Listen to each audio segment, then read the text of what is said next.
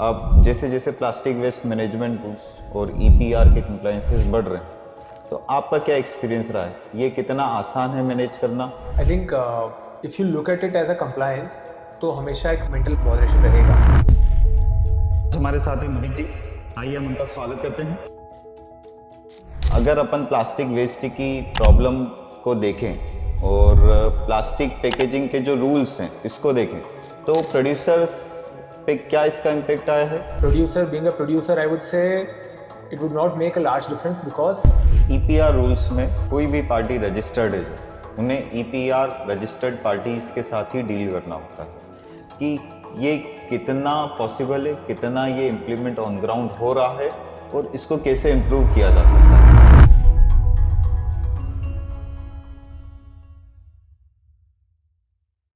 Welcome to the Climateo TV podcast. आज हमारा major point of discussion है EPR rules का इम्पैक्ट प्लास्टिक पैकेजिंग प्रोड्यूसर्स के ऊपर। प्लास्टिक आज आम जीवन में बहुत ही कॉमन बन चुका है। पेन से लेके एरोप्लेन तक हर जगह प्लास्टिक का इस्तेमाल होता है। जब से प्लास्टिक का इन्वेंशन हुआ है 20th सेंचुरी में, तब से लेके आज तक प्लास्टिक का प्रोडक्शन हर साल बढ़ा है और हर एप्लीकेशन में इसका यूज़ होता है। जैसे जैसे इसका इस्तेमाल बढ़ा है वैसे वैसे एक ये प्रॉब्लम भी क्रिएट करता जा रहा है एनवायरनमेंट के लिए, ह्यूमैनिटी के लिए, एनिमल्स के लिए। तो इसका रिस्पॉन्सिबल यूज़ करना काफ़ी अहम हो चुका है। इसके लिए गवर्नमेंट के कई रेगुलेशंस आए हैं इसे प्रॉपरली मैनेज करने के लिए, और इसमें से एक रूल है EPR. EPR stands for extended producer responsibility. EPR introduce किया गया प्लास्टिक वेस्ट मैनेजमेंट रूल्स 2016 से। इसके कई अमेंडमेंट्स आए एंड जो इफेक्टिव सिस्टम ईपीआर पोर्टल लाया गया वो लाया गया 16 फरवरी 2022 के अमेंडमेंट से। ईपीआर पोर्टल एक लार्जर स्टेक होल्डर को और लार्जर प्लास्टिक को मैनेज करता है। अगर इसके स्टेक होल्डर्स की बात की जाए तो लार्जली दो टाइप्स में इसको बांटा जा सकता है। पहला पीबोज, दूसरा पीडब्ल्यूपीज। PIBOs stand for producer, importer and brand owner. Plastic packaging को जो प्रोड्यूस करता है, इंपोर्ट करता है, ब्रांड्स जिन्हें वो मार्केट में इंट्रोड्यूस करते हैं। सेकेंड है पीडब्ल्यूपी, प्लास्टिक वेस्ट प्रोसेसर। जब कंज्यूमर इसका इस्तेमाल कर देता है तो ये वेस्ट में बन जाता है और इसको मैनेज करता है पीडब्ल्यूपी। पीडब्ल्यूपी या तो इसे रिसाइकल करता है या डिस्पोज करता है। अगर अब हम पहले की बात करें पीबोज की, तो प्रोड्यूसर इसमें एक बहुत इंपॉर्टेंट रोल निभाता है जो प्लास्टिक पैकेजिंग को प्रोड्यूस करता है। तो आज प्रोड्यूसर पे डिस्कशन के लिए आज हमारे साथ है मुदीप जी। आइए हम उनका स्वागत करते हैं और चर्चा को आगे बढ़ाते हैं। मुदीप जी, मैं आपसे रिक्वेस्ट करूंगा कि आप आपके बारे में और आपकी कंपनी के बारे में थोड़ा ऑडियंस को बताएं। हाय, सो मैं मुदित गोयल हूँ। From Apple Flexipack private limited Indore, and we are the manufacturers of one of the largest packaging units from central India. We do plastic packaging and paper packaging. Plastic packaging में हम लोग लैमिनेट्स और pouches बनाते हैं, जो रोज़मर्रा में आप लोग चिप्स के पाउचेस हैं, बिस्किट्स खरीद रहे हैं, अगरबत्ती होती है, इन सभी के पाउचेस जिपलॉक होते हैं, उसकी पैकेजिंग होती है फ्रॉम द स्क्रैच। एंड इसके अलावा हम लोग रफिया बैग्स बनाते हैं, which is a replacement for jute bags, जो 30 kg 50 kg rice, wheat, grains के लिए यूज़ होते हैं। उसके रिप्लेसमेंट में प्लास्टिक के वोवन बैग्स होते हैं। उन बैग्स का मैन्युफैक्चरिंग फ्रॉम द स्क्रैच हम लोग करते हैं। उसके लिए ग्रैन्यूल्स हम लोग कंपनीज लाइक रिलायंस और पेट्रोकेमिकल कंपनीज उनसे परचेज करके और फिर मैन्युफैक्चर करते हैं। So somewhat it's a backward integrated plant where we make everything in-house and we supply to brand owners like ITC or brand owners like Reliance Retail. There are brands like MDPH, Z Black or Push Masala from Indore. So we do packaging supplies for these guys.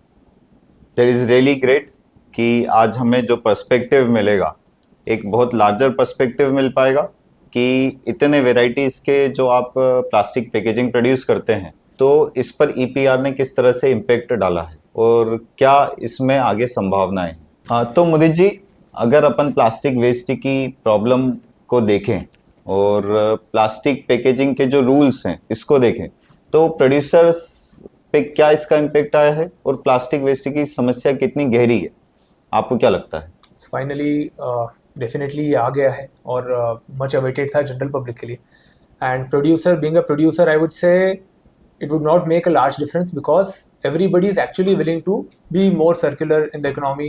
and जो भी industry आज तक हमेशा timely upgrade कर पाई है, ecosystem में evolve हो पाई है, तो लार्ज स्केल में वही ग्रो कर पाई है। तो पैकेजिंग में हमें उतना इशू नहीं आ रहा है जितना पहले हमें लग रहा था, डर था कि यार ईपीआर आएगा, पता नहीं क्या होगा।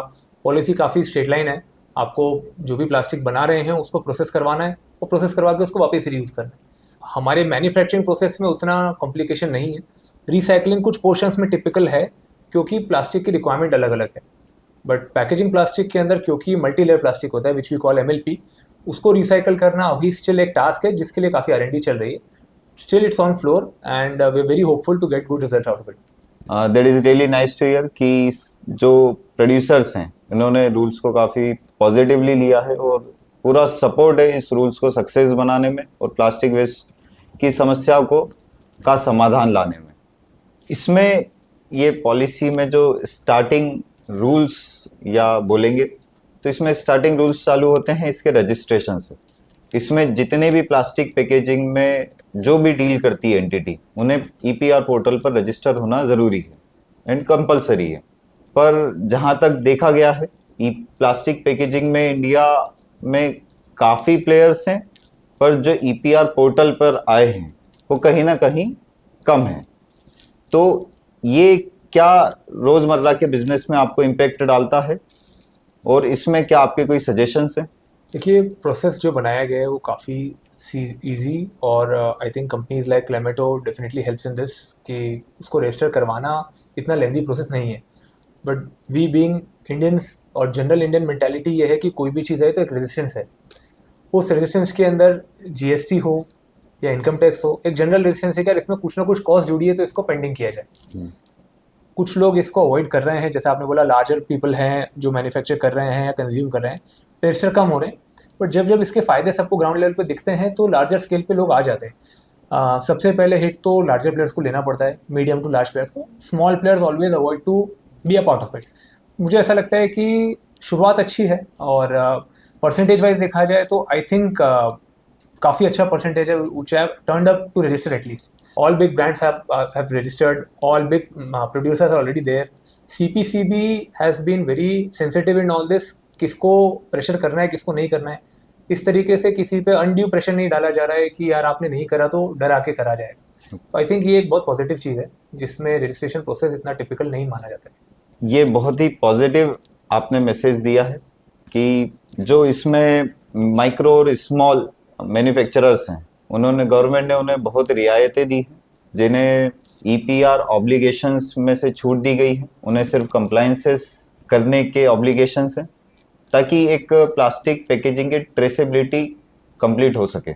मुदित जी, जब आप पैकेजिंग डिज़ाइन करते हैं तो क्या कभी आपको ये सोचने में आता है कि ये कंज्यूमर यूज़ करके इसका क्या होगा? जब हम लोग डिज़ाइन करते हैं as a whole a new product, let's say 5 kg आटा के लिए कोई प्रोडक्ट डिज़ाइन हो रहा है, तो उस टाइम पे as a whole at the beginning we tend to think about कि क्या उसका डिज़ाइन होना चाहिए कि ऑप्टिमम यूटिलाइजेशन हो, मिनिमम प्लास्टिक का यूसेज हो, मिनिमम थिकनेस में वो मैक्सिमम वेट कैरी कर पाए। Other than that we actually cater to a lot of different client base. Tier 2 tier 3 cities में उतना अवेयरनेस नहीं है, बट जितना हमें लगता है इसका अवेयरनेस बहुत तेज़ी से बढ़ रहा है और कस्टमर आजकल ये चीज़ में ज़्यादा फोकस है कि कहाँ पे प्लास्टिक यूसेज कम हो सकता है रेदर देन उनकी प्रेजेंटेबिलिटी को बढ़ाने के लिए, बिकॉज जनरल परसेप्शन भी सस्टेनेबल प्रोडक्ट्स के लिए बढ़ रहा है। मुदित जी, तो आपके एक्सपीरियंस में पैकेजिंग बनाने में परफॉर्मेंस और सस्टेनेबिलिटी दोनों को मैनेज करना कितना आसान या मुश्किल हो जाता है? करंटली थोड़ा डिफिकल्ट है because sustainable products, let's say recycled products का कलेक्शन थोड़ा डिफिकल्ट है, तो रिसाइकल्ड ग्रैन्युअल्स अरेंज करना डिफिकल्ट हो जाता है। इसलिए सस्टेनेबिलिटी को कंबाइन करना ideally it should go hand in hand, but currently the scenario is not that at par. I would not say that it is actually at par, जितनी demand उतना मिल जाता है, ऐसा नहीं है। अगर अवेलेबिलिटी है मटेरियल की तो I don't think it is a big challenge for us to produce anything. Production की technology is already available in the market and it is already compliant for everybody. Again CPCB and EPR norms लागू शायद 2022 से हुए हैं, but सभी को knowledge में 2016 से कहीं ना कहीं आने लगा था। Anybody is been trying to export in Europe, it is a must have and they don't allow anything below 30% of recycled use in their product. तो अगर मैं फॉर से कोई पैकेजिंग मटेरियल सप्लाई करना चाहता हूँ यूरोप में, तो my product should at least have 30% of recycled produce in it. Effectively उनका प्लान है उसको 50 करने का, आगे बढ़ाने का, जैसा इथेनॉल का पेट्रोल में हो रहा है। तो सर्कुलर इकोनॉमी भी इसी तरीके से ग्रो करती है। आई थिंक अभी इसके लिए इंफ्रास्ट्रक्चर और इम्प्रूव होने की नीड है। ये बहुत ही हमें अच्छी इन्फॉर्मेशन मिली है कि ना तो सिर्फ इंडिया में बल्कि बाहर भी जब यहाँ से बनकर एक्सपोर्ट होता है तो उन्हें भी रिसाइकल कंटेंट मिलाने के टारगेट्स दिए जाते हैं, जिन्हें प्रोड्यूसर्स पहले से ही मिक्स करते आ रहे हैं। तो ये यहाँ के जो डोमेस्टिक प्रोड्यूसर्स हैं उनके लिए एक ये चैलेंज हो सकता है, बट इसकी अडॉप्टेबिलिटी धीरे धीरे बढ़ती जा रही है। तो मुदित जी, क्या आपको लगता है कि ईपीआर यहाँ पर एक डिफरेंस मेकर हो सकता है जो सस्टेनेबिलिटी को प्रमोट करेगा परफॉर्मेंस के साथ? देखिए, कुछ तो लोगों को भारत में चाहिए जो पीछे से आपको फोर्स करे आगे बढ़ने के लिए। Right. तो ईपीआर डेफिनेटली वो डिफरेंशिएटर रहेगा, और ईपीआर से ही सब लोगों को कुछ सेट ऑफ रूल्स पता है। आप और मैं कभी बात करते थे फोन पे तो हमें लगता था कि यार रिसाइकलिंग करना है, बट वो रिसाइकलिंग कैसे करना है, क्या होगी, गवर्नमेंट का क्या रूल है और सही तरीका क्या है, वो शायद ईपीआर के नॉर्म्स और गाइडलाइंस को समझे पढ़ें तो काफी कंफर्टेबली पता चल जाता है। बिल्कुल सही। आप एक प्रोड्यूसर हैं, प्रोड्यूसर में आपके ऊपर कई कंप्लायंसेस होते हैं, जैसे जीएसटी है, इनकम टैक्स है, और भी कई रूल्स होंगे।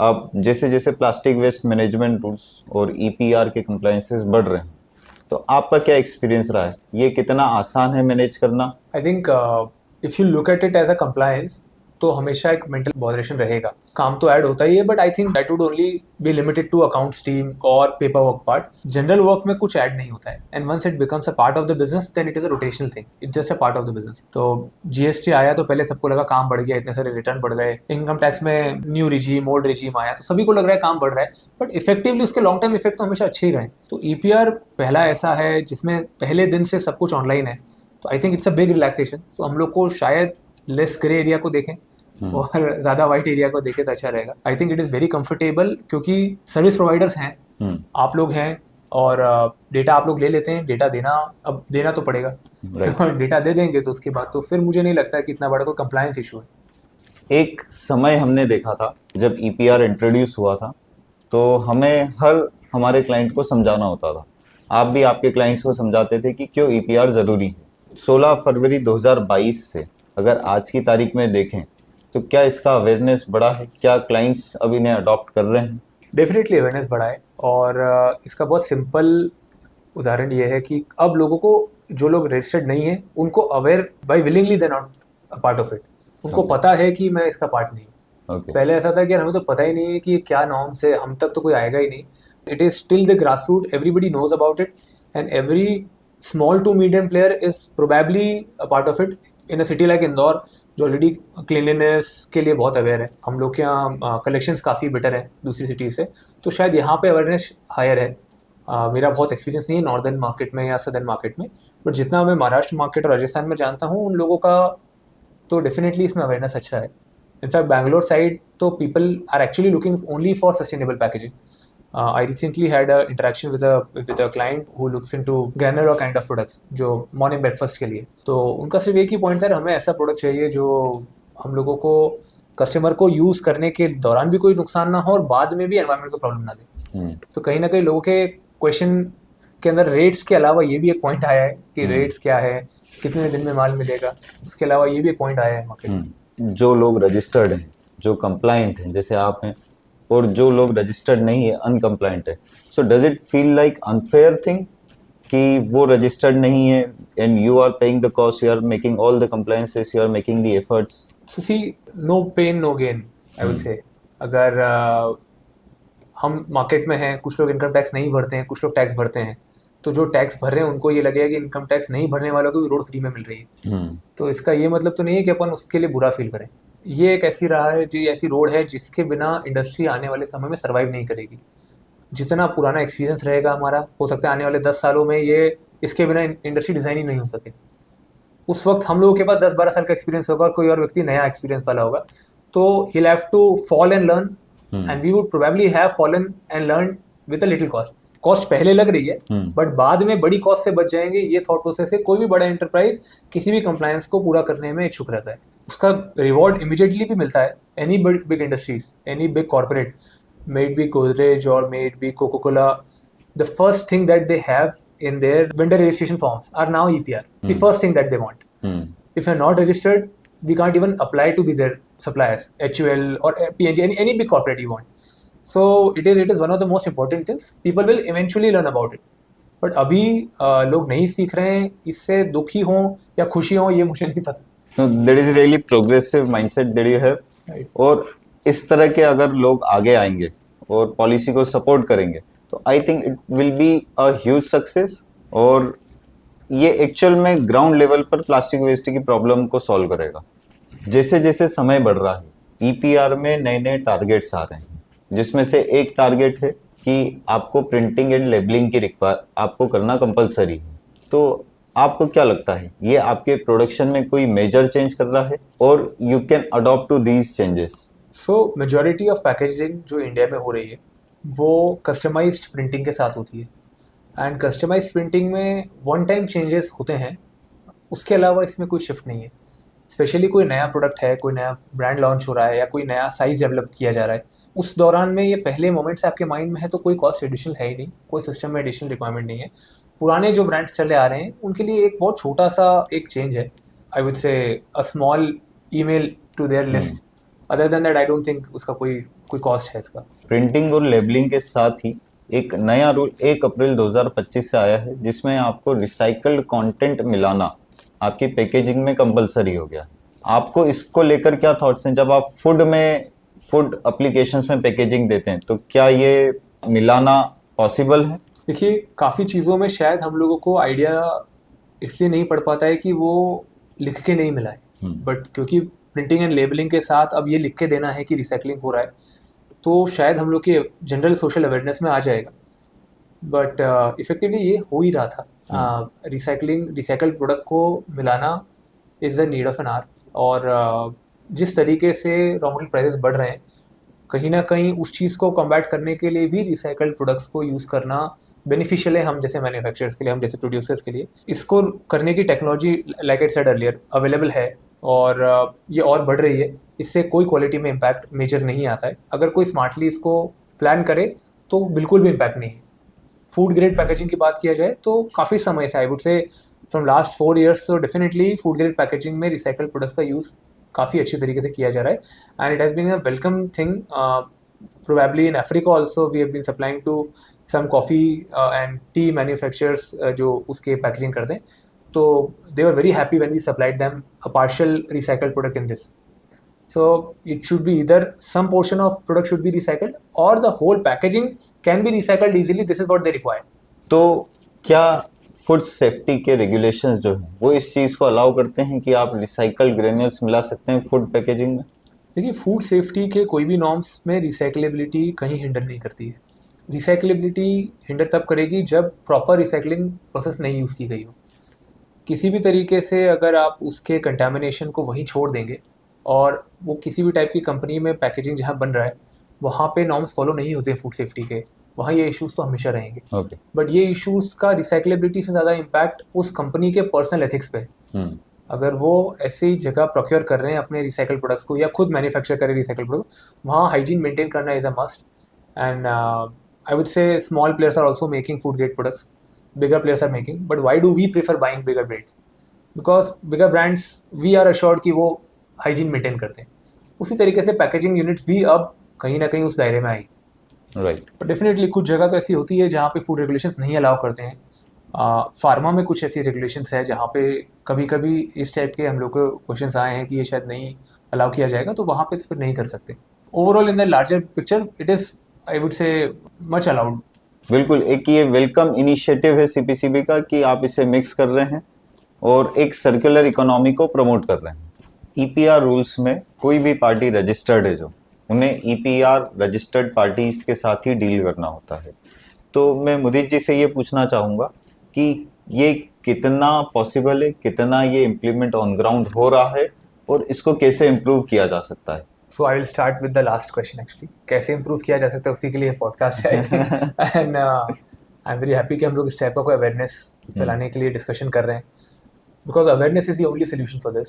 एंड डिफिकल्ट तो है लोगों को इस चीज़ के लिए कन्विंस करना कि आप ईपीआर कंप्लाइंट हो, और आप पे कोई कंप्लाइंस नहीं आ रहा है, आप सिर्फ रजिस्टर करिए, ये एक टास्क है। बट क्योंकि दुनिया में हमेशा प्रोग्रेसिव लोग ज़्यादा हैं और नॉन प्रोग्रेसिव कम है, और इसीलिए दुनिया चल रही है, इसलिए वो लोग इसको एक्सेप्ट करने वाले लोग भी ज़्यादा है। आई वुड फील इसमें टाइम ज़रूर लग रहा है, बट जैसे पॉलिसी स्ट्रीमलाइन हो रही है, जैसे सर्विस प्रोवाइडर्स अवेलेबल होते जा रहे हैं, वैसे ये चीज़ें काफ़ी अच्छे से हो रही है। आई थिंक अवेयरनेस बढ़ रही है and I think you would have better data about this. Registrations are going up every day. जितना फास्ट रजिस्ट्रेशन हो रहा है उतना ईजी हो रही है सब चीज़ें। तो it's a first step to get everybody enrolled in any organisation और any system that you want to build in. कोई भी चीज़ की शुरुआत तो थोड़ी धक्का मार के होती है। तो ये वो पुश है और वो पुश सिर्फ अवेयरनेस से ही सुधरेगा। ये बात तो सही है कि नंबर्स दिन ब दिन बढ़ते जा रहे हैं। जितने रजिस्टर्ड पार्टीज हैं वो ईपीआर पोर्टल पर बढ़ती जा रही है, जिनका डेटा भी ईपीआर पोर्टल पब्लिकली शो करता है। तो जैसे जैसे ईपीआर रूल्स इवॉल्व होंगे और जैसे जैसे अवेयरनेस फैलेंगी, तो आई थिंक कि मोस्टली सारी कंपनीज इसमें डील इसमें करेंगी। ये वाला अवेयरनेस फैलाना सबसे ज़रूरी है कि जो लोग इसके परयू में नहीं आते, आई वुड से माइक्रो एंड स्मॉल एंटरप्राइजेस, उन लोगों को रजिस्टर होना कंपलसरी है और रजिस्ट्रेशन होने के बाद उन पे कोई लाइबिलिटी नहीं आती। ये clarity I think I would appeal to the board also to to spread this across कि आप पे लाइबिलिटी नहीं आएगी, you just have to be registered. Okay, बिल्कुल सही बात है आपकी कि अगर वो कंप्लायंसेस पूरे मैनेज करेंगे तो ईपीआर सिस्टम बहुत ही स्ट्रीमलाइंड हो जाएगा। स्ट्रीमलाइंड हो जाए। तो सर्कुलरिटी जो आज का हॉट सब्जेक्ट है, हर कोई प्लास्टिक को बड़ी एक नेगेटिव नज़र से इसलिए देखता है कि प्लास्टिक का कोई सोल्यूशन नहीं है। तो डेफिनेटली ईपीआर सोल्यूशन है। EPR is extended producer responsibility, तो हम रिस्पॉन्सिबिलिटी ले रहे हैं, बट रिस्पॉन्सिबिलिटी के लिए हमें वेस्टेज चाहिए और वेस्टेज के लिए कलेक्शन करने के लिए municipalities are working very hard. But सब लोगों को देना पड़ेगा, सब लोगों को अपने एफर्ट्स भी लगाना पड़ेंगे। सरकार 2 कदम आगे बढ़ी तो general public will also have to come up 1 step and general people have to think यार एक छोटा पोर्शन है जो अपनी शायद कॉस्ट में ऐड होगा, बट उससे आने वाली जनरेशन्स के लिए बहुत लाइफ ऐड हो सकती है। बिल्कुल सही बात। मुदित जी, तो आपको क्या लगता है 5 साल बाद ईपीआर सिस्टम और पैकेजिंग इंडस्ट्री, इन दोनों का क्या तालमेल बैठेगा? ये इंडस्ट्रीज कैसे इवॉल्व होंगी? बहुत ही सिंपल आंसर है। आज इवन टुडे अगर हम लोग कोई एक्सपेंशन या कोई मशीनरी या कोई सेटअप प्लान करते हैं, अनलाइक 10 years बैक कभी सोचते भी नहीं थे कि क्या ये मशीन रिसाइकल्ड प्रोडक्ट को प्रोसेस कर पाएगी, क्या ये प्रोडक्ट वो प्रोसेस को उतनी स्पीड से रन कर पाएगा जितना आज के समय की रिक्वायरमेंट है। आई वुड फील अभी चीज़ें ईपीआर की पैकेजिंग के अराउंड घूम रही है, but 5 years down the line packaging will move around EPR. Everybody will have to plan their businesses, everybody will have to plan their plants, their machineries, their setup and their processes around EPR। जो recyclable है वैसी machinery डलेंगी और जो recyclable होगा वैसा produce बनेगा। तो definitely 5 साल बाद तो बिना ईपीआर के पैकेजिंग सर्वाइवल नहीं होगा। आज कोई सोच रहा है कि मैं बिना ईपीआर कंप्लाइंट होके 5 साल बाद मेरा पैकेजिंग यूनिट बना लूँ या मेरे से कोई ब्रांड ओनर खरीद लेगा, तो हो सकता है कोई छोटे स्केल पे कर भी ले, क्योंकि किसी भी चीज़ की डिमांड शायद जाती नहीं है, बट प्रोग्रेसिव तो नहीं होगा वो। बिल्कुल। तो ये 5 साल का जो इवोल्यूशन का पीरियड रहेगा ईपीआर सिस्टम का भी, प्लास्टिक पैकेजिंग का भी, तो इसमें क्या आपके कोई सजेशन है ईपीआर सिस्टम या पैकेजिंग इंडस्ट्री के लिए? I would feel if CPCB makes a system और an ecosystem which is more inclusive, जैसे अभी माइक्रो और स्मॉल को एग्जाम किया गया है, बट उन पे कोई रजिस्ट्रेशन के लिए बाउंडेशन एज सच अनाउंस नहीं है। अनाउंस है प्रोबेबली, बट उतना वाइडली एडवर्टाइज नहीं है। जी। तो सबसे बड़ा change I will simply feel कि इसको मोर इंक्लूसिव बनाया जाए, जिससे सब लोग जुड़ने के लिए प्रेरित हों। किसी भी चीज़ में एक तरीका होता है पीनलाइज करना और एक तरीका होता है रिवॉर्ड करना। तो शायद कोई ऐसा तरीका निकाला जाए जिसमें जुड़ने वाले लोगों को किसी प्रकार का रिवॉर्ड दिया जा रहा है। Probably whoever is EPR compliant would have a 0.1% reduction in an X cost that they have. So that would actually enable people to think about getting enrolled into it. So जैसे कोई subsidy दी जाती है industry को promote करने के लिए, वैसे ही अगर किसी तरीके का कोई मोटिवेटिंग फैक्टर इंक्लूसिव करने के लिए किया जाए और इसको सभी पे लागू किया जाए एक समानता से, ऐसा ना हो कि माइक्रो एंड स्मॉल पे नहीं है और मीडियम और लार्ज पे है, तो वो एक डिफरेंशिएटिंग फैक्टर हो जाता है जहाँ पे कुछ लोग अपने आप की 2-3 फर्में बना के काम करते हैं, पहले भी देखा गया है। तो उस चीज़ वो बड़ा डिमोटिवेट हो जाता है। तो अगर आप ये पूछ रहे हैं कि कुछ चेंज करना है, तो आई वुड फील इसको मोर इंक्लूसिव बनाने के लिए कुछ एक किसी भी तरीके का स्मॉल रिवॉर्ड सिस्टम हो। ये बहुत ही वैल्यूएबल सजेशन है। अगर ईपीआर सिस्टम को फुल्ली इम्प्लीमेंट करना हो और अगर उन्हें कोई मोटिवेशन फैक्टर दे दिया जाए तो सभी इस सिस्टम में आना चाहेंगे। डेफिनेटली, क्योंकि ये हर किसी को अपने अंदर पता है कि ये करना ही है और आने वाली जनरेशन्स के लिए ये अच्छा ही है। और हम हर कोई देश की ग्रोथ के लिए या दुनिया की ग्रोथ के लिए पार्ट होना चाहता है, बट उसके साथ कॉस्ट पे नहीं करना चाहता। बिल्कुल। तो किस तरीके से उसके अराउंड हम हमारे सिस्टम को बनाएं, वो एक टास्क है। तो मुदित जी, अगर सभी ये रोड ब्लॉक्स हटा दिए जाएं ईपीआर सिस्टम में से, तो ये एक बहुत ही आसान सिस्टम हो जाएगा, सभी इससे जुड़ना चाहेंगे। तो मेरा सवाल आपसे ये है कि ये रोड ब्लॉक्स क्या है, कितना आसान है रजिस्टर करना, और इसको कैसे आसान बनाया जा सकता है? देखिए, कोई भी रोड ब्लॉक का सोल्यूशन सस्पेंशन से किया जा सकता है और मुझे लगता है किसी भी टाइप के दूरी को तय करने के लिए आपको अलग अलग मीन्स का उपयोग करना होता है। तो अगर आप जेन्युइनली अपने आप को प्रोग्रेसिव करना चाहते हैं, देश को करना चाहते हैं, तो बहुत ज़्यादा किसी सिस्टम पे या कोई कंप्लायंस पे दोष देने की बजाय ऐसे एसोसिएट्स ढूंढ लें, जैसे हमें आपका एसोसिएशन अच्छा मिला। सो जो उसका डर है या उससे जुड़ी हिडन चीज़ें हैं जिनको देख के हमें लगता है यार ईपीआर से दूर रहना अच्छा है, वो अगर हमारे माइंड सेट जाता है तो now we feel after 1.5 years or probably 2 years we find much more advantages to us. Bigger companies are coming to us much faster than we thought because they feel कि यार ये company पहले से EPR compliant है। EPR compliances का knowledge उन्हें हमें नहीं बताना है कि नीचे क्यों लिखना है ईपीआर का नाम। उस सीपीसीबी के जो नॉर्म्स फुलफिल करने के लिए हमारी फैक्ट्री में जो चीज़ों की रिक्वायरमेंट है वो पहले से फुलफिल्ड है। तो ये एक फर्स्ट स्टेप है और उसमें जहाँ पे हमें अधूरा ज्ञान है वहाँ पे एक्सपर्ट्स की सलाह लेना हमेशा फायदेमंद होता है। उस पार्ट को, उस हर्डल को क्रॉस करने के बाद everything is I would feel.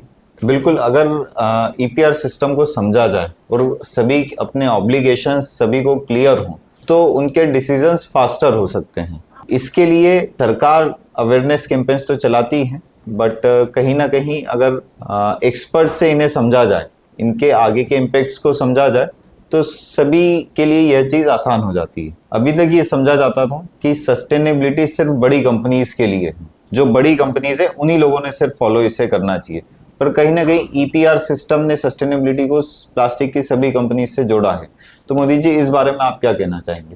देखिए, किसी भी टाइप के पहल को अगर सभी लोग सपोर्ट करेंगे, we are all stakeholders. At offices, we are owners of a plastic manufacturing unit, but at home, we are also consumers. So, from every last bottom of the pyramid, everybody has to be a part of this. EPR में अभी producer पर responsibility है, but general public की भी requirement है। सब लोग चाहते हैं कि सस्टेनेबल प्रोडक्ट यूज़ करें। तो उसके लिए अगर आप लोग भी अपनी छोटी कंपनीज में, like anybody doing small businesses, वो भी अगर अपनी कंपनी को कंप्लायंट बनाएंगी तो उन्हें भी वो ग्रोथ मिलेगी। क्यों सिर्फ बड़ी कंपनी कर सकती है? छोटी कंपनी और बड़ी कंपनी बनने में यही तो गैप है। तो क्या वो गैप को फुलफिल करके हम वहां नहीं पहुंच सकते? आपको ऐसा लगता है ज्यादा सस्टेनेबल होना प्रॉफिटेबल है? क्या सस्टेनेबिलिटी और प्रॉफिट दोनों साथ में आ सकते हैं?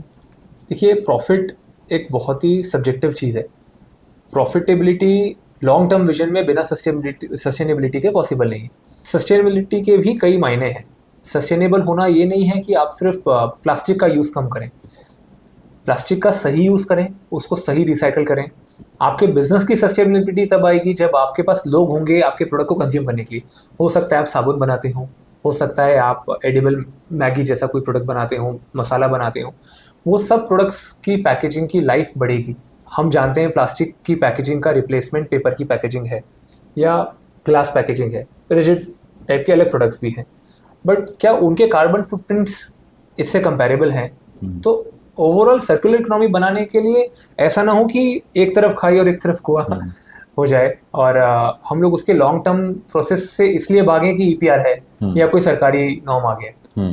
उसको लॉन्ग टर्म में देखा जाए तो 100% इसको सेंसिबली अप्लाई करेंगे तो प्रॉफिट्स तो बढ़ेंगे ही बढ़ेंगे, क्योंकि कंपनी उसी के बिना ग्रो नहीं कर सकती। कंपनी ग्रो करेगी, प्रॉफिट आएंगे। बिल्कुल सही बात है। लोग हैं तो प्रॉफिट है, एनवायरनमेंट है तो हम आगे बढ़ेंगे। इसके लिए सस्टेनेबिलिटी और प्रॉफिट्स दोनों साथ साथ चल सकते हैं। मोदी जी, मैं आपसे एक सवाल आखिरी और पूछना चाहूँगा कि अगर कोई आज एक नया यंग लड़का इस इंडस्ट्री में, पैकेजिंग प्रोड्यूसिंग इंडस्ट्री में आना चाहता है, तो उससे उन्हें किन बातों का ख्याल रखना चाहिए? आप क्या उन्हें मैसेज देना चाहेंगे? So I think it's a good question. I feel कोई भी नया इसमें आए या जो पुराने भी इसमें इससे छूट रहे हैं, उन लोगों के लिए एक ही मैसेज है कि हमें बचपन से अंधेरे में डर लगता है, तो अपने दिमाग के अंधेरे को दूर करो। ईपीआर में कोई अंधेरा नहीं है। एक बार समझने के बाद चीज़ें बहुत आसान है, एंड जितना कॉम्प्लिकेशन आप अपने माइंड से हटा लेंगे उतना ही ईजी होगा प्लास्टिक को समझना। एक फैक्ट है, प्लास्टिक के साथ ज़िंदगी नहीं है, ये काफ़ी लोग बोलते हैं, बट प्लास्टिक के बिना भी ज़िंदगी बहुत डिफ़िकल्ट है। और अगर आप इस पैकेजिंग प्रोड्यूसिंग इंडस्ट्री में आना चाहते हैं या पैकेजिंग प्रोड्यूसर हैं, तो ये एक फैक्ट है कि हमें इसको एडवोकेट करना पड़ेगा, हमें इसको समझना पड़ेगा, और ये एक ऐसी चीज़ है जो अनअवॉइडेबल है। तो जितना जल्दी समझ लें, जितना जल्दी कंप्लाइंट हो जाए, जितना जल्दी रजिस्टर हो जाए एटलीस्ट, उतना आपके लिए भी अच्छा है और as a whole general public के लिए भी अच्छा है। और जो गवर्नमेंट की मंशा है इसके साथ, उस मंशा के अंतर्गत काफ़ी सिंप्लीफाइड तरीके से बनाया गया है पूरे स्ट्रक्चर को।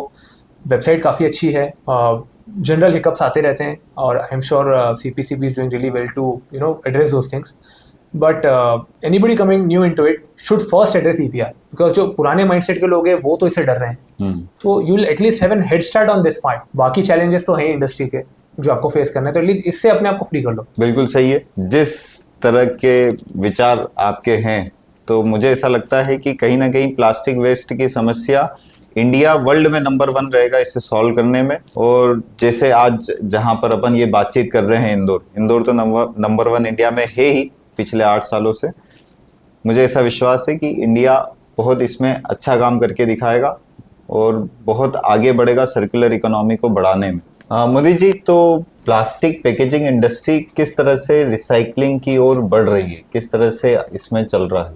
सो देखिए, इंडस्ट्री को, पैकेजिंग टाइप की इंडस्ट्री को जज करने का सबसे अच्छा मापदंड ये है कि क्या इसमें फ्यूचर में एग्जीबिट किया जा रहा है। काफ़ी बड़े बड़े एग्जीबिशंस होते हैं, प्लास्ट इंडिया होता है दिल्ली में, अहमदाबाद में, around the globe there are exhibitions like Drupa, which was there in Germany, which we attended last year. वहाँ पे 10 साल पहले जब हम जाते थे तो वहाँ सिर्फ डिस्कशन होता था कैसे अच्छी पैकेजिंग पे प्रिंटिंग हो, कैसे कॉस्ट रिड्यूस की जाए, कैसे ज़्यादा से ज़्यादा आउटपुट लिया जाए।